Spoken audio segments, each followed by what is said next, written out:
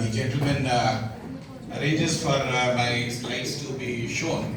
I must thank the entire organizing team first of all for having invited me here in such a prestigious conference.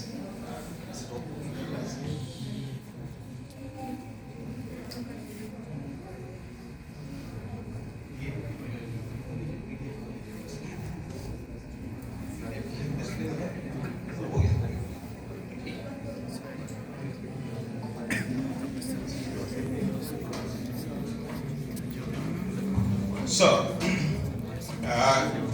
it's really a pleasure and a privilege to be a part of this wonderful international conference on environment and the issues that raise a grave concern.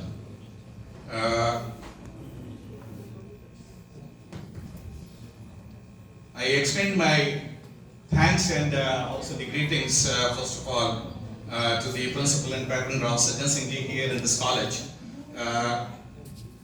Rajgarh Alwar, Shri Ashok Kumar, Professor Ashok Kumar Kakodia Ji, Fatima Tanis, who just spoke before me.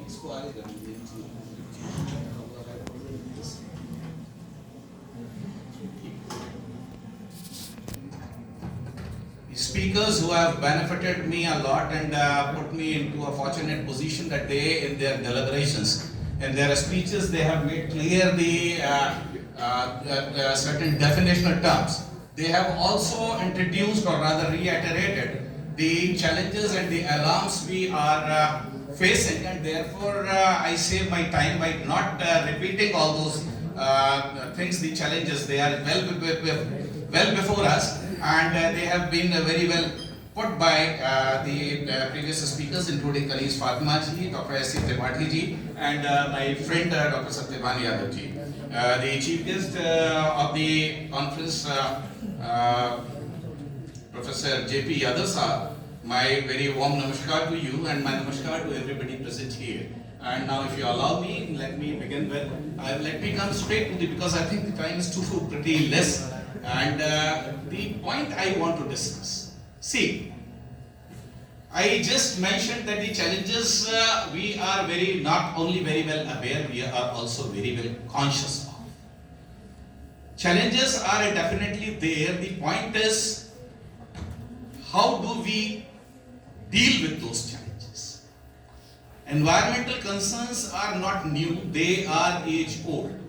With every age we have a different approach, or rather the multiple approaches to deal with the environment. So my focus here would not be primarily to speak much about the challenges or the type of problems we are facing today with reference to environment or energy or other things. My focus here would be to talk about the developmental approaches which can very well synchronize with the sustainability in the environment. That is to say, how or with which approach we can have the best of the sustainable development or the intergenerational equity, as my friend Dr. Satyabani Yadav was speaking about. The sustainable development primarily underlines the concept of intergenerational equity. That is, as another gentleman, probably Fatima Ji or some other person was speaking about, that we are concerned, or we ought to be concerned not just about our present needs, but also we must utilize our resources in a manner that our future generations are not deprived of the basic elemental needs which they would be facing and which they are entitled to fulfill. So, my synopsis was, anyway, I am not any more adhering to the synopsis relating to the idea of livelihood and development. That has been well done. Relating the idea of development with desire and or value of perfection, well, I'll be touching this a little bit. Locating the value of environment and sustainable development. When we talk about development, what do we really mean? What do we really mean when we talk about development? We mean the process of change that is desirable and worthwhile. Now, desirability and being worthwhile in itself is a very vast concept that needs us, that demands us, that warrants us to be evaluative and critical in our approach, so that may fix a positive direction of development. Now, devoid of meaning. Any development would be devoid of meaning if some positive direction of growth is actually identified.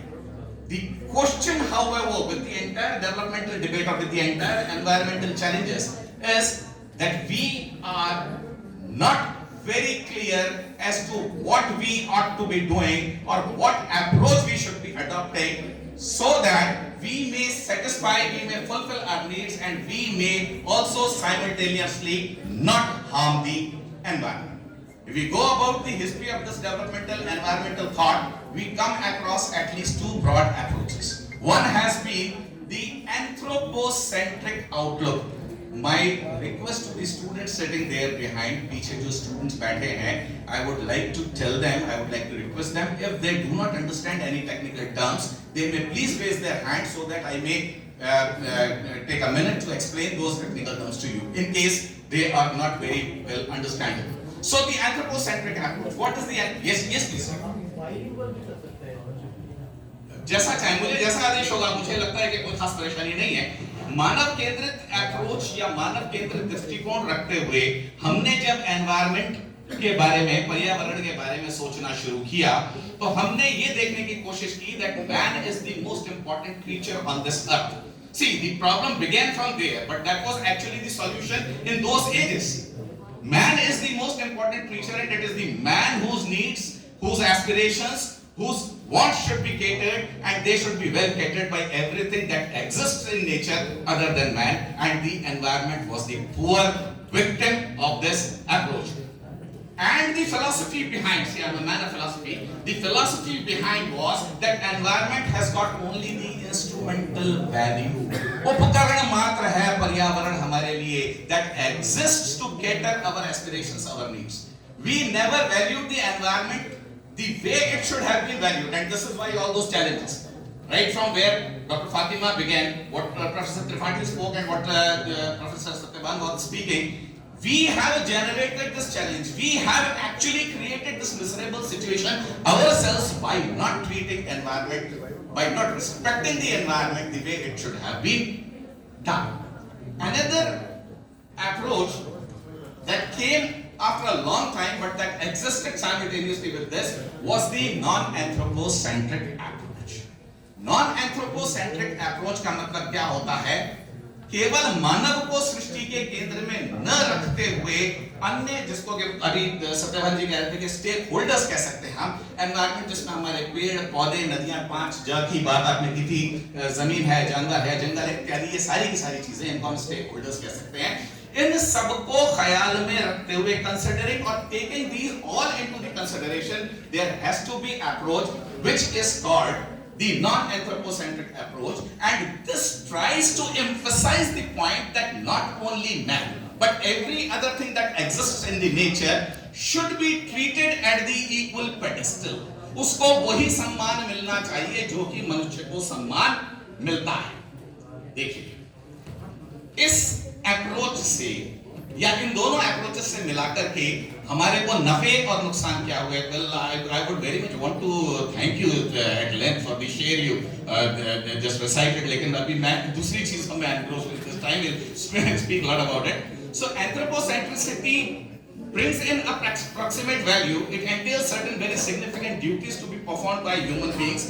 आप उतनी ही बजरी निकालिए नदी में से जिससे कि नदी का प्रवाह प्रभावित ना हो जाए, आप उतने ही जंगल काटिए जिससे कि आपका जलवायु प्रदूषण ना हो, या जितनी आपको जमीन की जरूरत है, आप ये सारे के सारे काम करते रहिए। You have been doing, we have been doing, our ancestors have been doing, and we have been doing it since ages, and we have known this. But the problem still is, we are taking care of the environment because it is going to adversely affect us.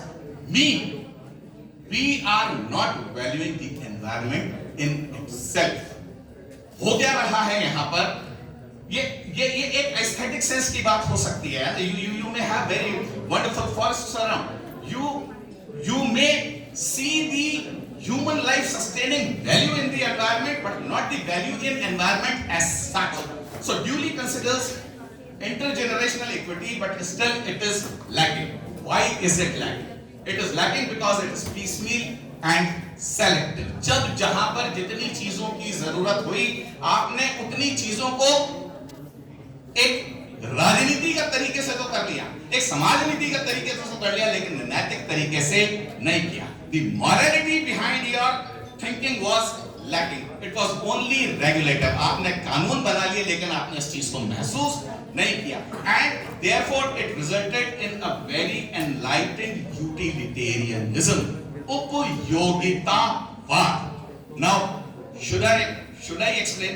उपयोगितावाद या utilitarianism is the greatest good of the greatest number, rather the greatest happiness of the greatest number. अधिकतम लोगों का अधिकतम सुख, जिसमें ज्यादा से ज्यादा समाज को फायदा हो, आपने वो वाले काम करने शुरू कर दिए। लेकिन पुअर एनवायरनमेंट, आपका गरीब पर्यावरण तब भी उस त्रासदी को झेलता रहा। आपने केवल मनुष्य को केंद्र में रखा, आपने एनवायरनमेंट को केंद्र के अंदर नहीं रखा। आप एक सरफेस इकोलॉजी करते रहे। पेड़ों को बचाइए क्योंकि ये मेरे को ऑक्सीजन देते हैं। अगर आपको इसकी ऑक्सीजन की जरूरत नहीं है तो आपने पेड़ के प्रति उस सम्मान के भाव को नहीं रखा, फिर वो आपके लिए काष्ठ का टुकड़ा होकर के रह गया। It did not really matter whether the tree lived or it was dead. So the end of good was still seen in terms of the fulfillment of the human needs. चाहिए क्या? अब जितनी एनवायरमेंट का concern हमने, जितने लिए challenges अभी उठाए हैं, what we really want from within, हमारे हृदय क्या कहता है, what we aspire for, whether the nature is only a means to needs or can it be somehow treated as an end in itself. क्या हम प्रकृति को अपने आप में एक साध्य मान सकते हैं? मानना हम चाहते हैं, ये हमारे आज के वक्त की जरूरत है, लेकिन are we able to do it or can we logically do it? This is the question. So this is the difference in the approach. Whether the environment holds only the instrumental value or does it have some intrinsic value also. Instrumental value का मतलब किसी चीज के लिए साधन होना और intrinsic value का मतलब स्वयं में साध्य होना। एनवायरनमेंट को बचा लेने का केवल एकमात्र तरीका है कि हम उसको इंस्ट्रूमेंट मानना बंद कर दें, हम उसको साध्य का दर्जा दें। लेकिन सवाल ये उठता है कि आखिरकार एनवायरनमेट को हम साध्य का दर्जा दें कैसे? हमारे सामने तार्किक दिक्कत है, हमारे साथ में मनोवैज्ञानिक दिक्कत है, हमारे साथ में उद्देश्य की दिक्कत नहीं है। Is the natural world conceivable only, not merely is the context of morality, but also the component of morality. See, this is a very subtle point. Whether it is the context of morality, आपको केवल अपने नैतिक नियमों को extend करना है environment तक, या आपको एनवायरनमेंट को एक ऐसी हस्ती, एक ऐसा स्टेटस देना है जिससे कि आप ये मान सकें कि environment is an active agent, वो एक मॉरल एजेंट है। मैं ये सारी बातें आपको क्यों कह रहा हूं, मैं आपको ये भी बता देता हूं इसका बैकग्राउंड, कि अब ये एनवायरमेंटलिस्ट जानते हैं कि they have started treating environmental entities as persons. वो यद्यपि अपने आप में जीव नहीं है, लेकिन ये मानने का प्रयास किया जा रहा है कि वो भी जीव है। क्योंकि वो कोर्ट में खड़े नहीं हो सकते, इसलिए उनके हित नहीं है, ऐसा नहीं सोचना चाहिए। उनके वकील होते हैं, उनके मुकदमे लड़े जाते हैं, नदियां मुकदमा लड़ रही हैं आजकल, ऐसा पूरे विश्व में हो रहा है ना, पहाड़ मुकदमा लड़ रहे हैं, environment is fighting for its cause. तो is the natural world only conceivable not merely as the context but also as the component of morality. Correct, how to do it? See, यहाँ पर शास्त्रियों की या शास्त्र की प्रॉब्लम आ जाती है। merely rejection or the criticism, Kantianism or the social contract theory. Why do I mention these terms? Kantianism या social contract, can't एक महान व्यक्ति हैं जो ये बताते हैं कि अधिकार किस तरीके से प्राप्त होते हैं, या फिर हमारे सामाजिक समझौता का सिद्धांत, सोशियोलॉजी, पॉलिटिकल साइंस वाले बच्चे ये सारी की सारी चीजें जानते हैं। इन दोनों ही, ये जो आज हमारे वेस्टर्न वर्ल्ड से अप्रोचेस हमको मिलकर के आती हैं, ये दोनों ही अप्रोचेस हमको ये बताती हैं, कांट साहब कहते हैं कि जिसके अंदर बुद्धि नहीं है, जिसके अंदर सेल्फ रिफ्लेक्टिव कॉन्शियस नहीं है, वो मॉरल एजेंट नहीं हो सकता।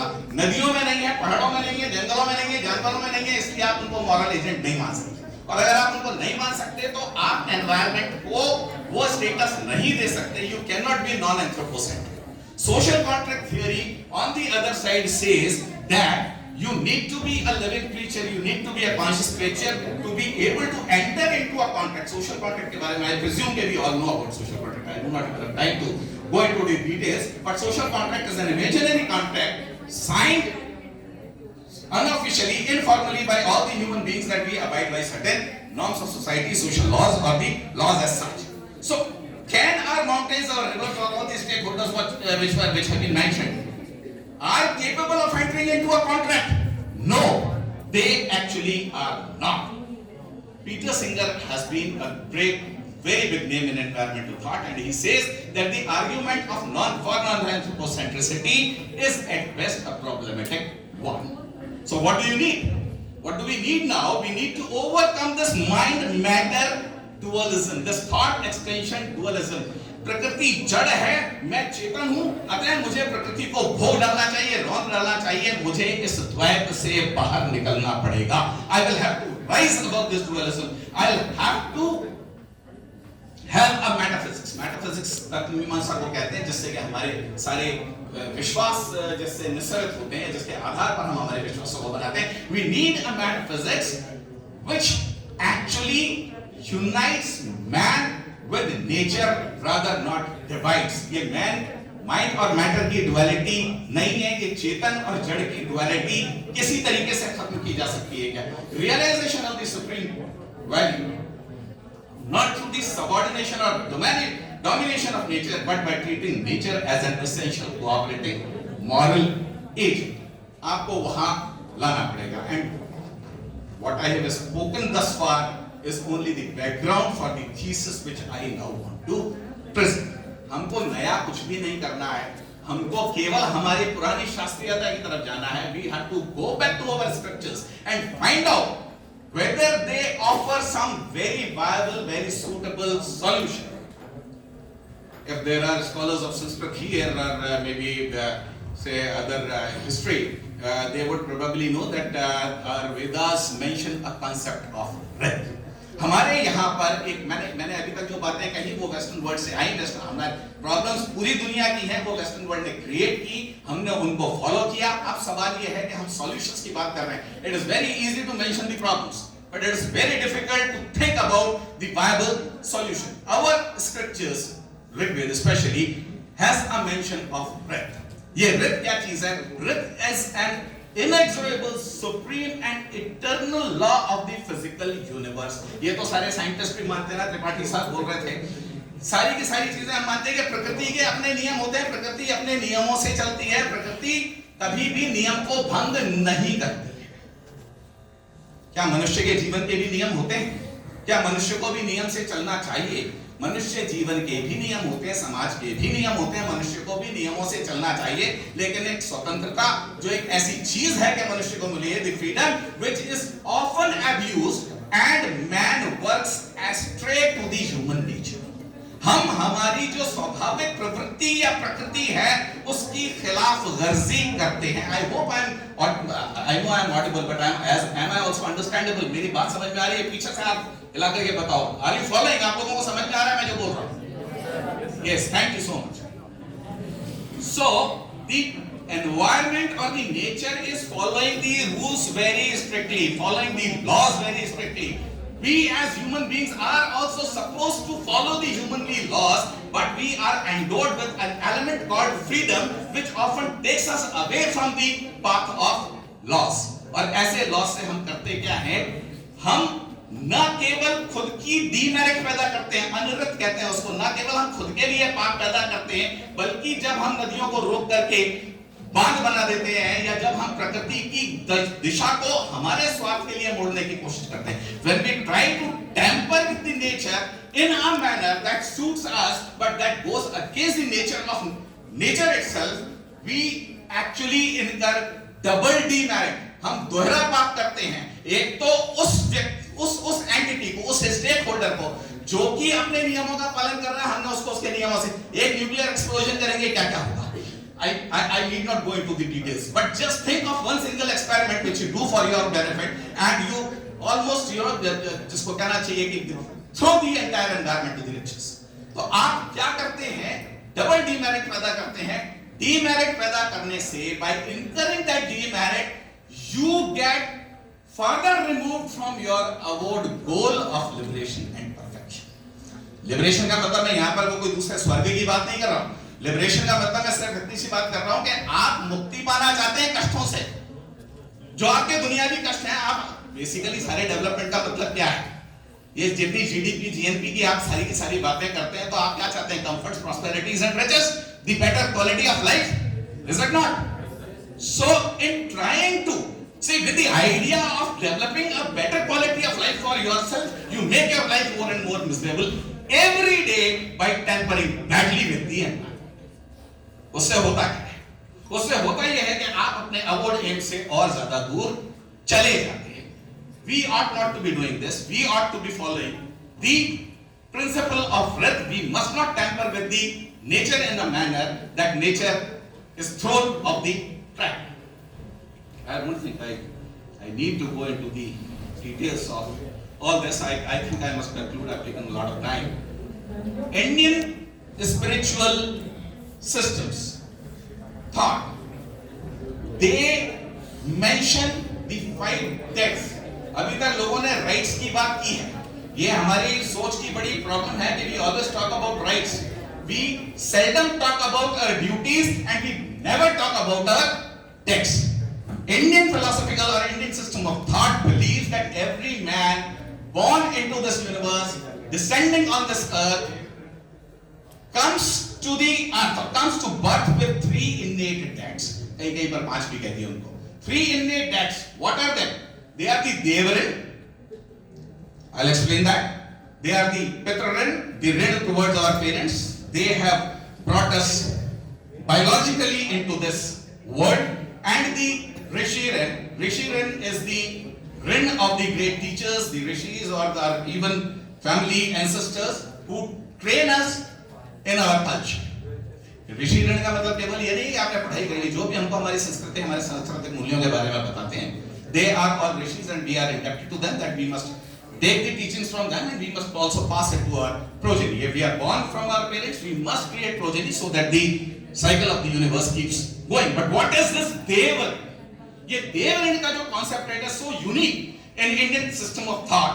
देवऋण only emphasizes that you must be indebted towards the gods, gods with small g. देवताओं के प्रति, ईश्वर के प्रति की बात नहीं हो रही है, that will come later. Gods with small g. तो ये देवता क्या है? आप ये कहते हैं कि आपने पीपल को देव मान रखा, आप नदी को देवी मानते, क्या देखिए उसी बातें करते हैं. इनके अंदर कोई प्राण है क्या? आजकल तो प्राण प्रतिष्ठा की बात है, वैसे भी बहुत ज्यादा हो रही है. तो आप कहने लगेंगे, you start saying कि इनको देव मानने में क्या रखा हुआ है ना? ये पीपल कोई देव है क्या? ये बरसात कोई देव है क्या? ये अग्नि कोई देव है क्या? No, they are not the devas. Please try to understand that in right perspective. Even if you do not take them as the devas of the kind which you have been thinking or listening, उनको कम से कम आप forces of nature को मानेंगे. Is there any science that can deny the scientific existence and the scientific contribution or the scientific role that each of these elemental realities or the realities of physical universe have to play? Now you cut those trees. आप उन पेड़ों को काट दीजिए, आप उस नदी को गंदा कर दीजिए, आप उसको देव मानिए क्योंकि वो आपको कुछ देता है. Environment has been continuously given to you. Your body is formed of the Panch Mahabhutas. पृथ्वी, जल, अग्नि, वायु, आकाश से आपका शरीर बना है. आप ऋणी हैं उसके प्रति, और उस ऋण से उऋण होने का एकमात्र तरीका है कि आप उसके प्रति सम्मान का भाव रखिए, आप उसके प्रति कंजर्वेशन का भाव रखिए. So the idea of conservation of nature or the forces of nature which we call gods as representatives is the actual nature of the sacrifice. यज्ञ करने का असली मतलब ये है. So I think there are lot many problems. They can be reiterated time and time again. You can go upon thinking about developmental issues, but unless you have a value, the terminating point of the development, the perfection point of the development, and if you do not include nature into that, I do not think any deliberations on environmental thought or environmental ethics would ever be complete. So we need to take inspiration from our sources, our scriptures, our spiritual heritage, and everything that is given there, the worth picking up from there. And if we do that, I think we can do some justice, or rather we come to live in the discipline of environment and man, in the unity of man and nature. Thank you very much, and thank you very much Dr. Aanchal Meena, Dr. Jyoti, everybody. It's been a pleasure here. It's been a learning experience to be here. I listen to so many eminent renowned speakers. You listen to me. Thank you so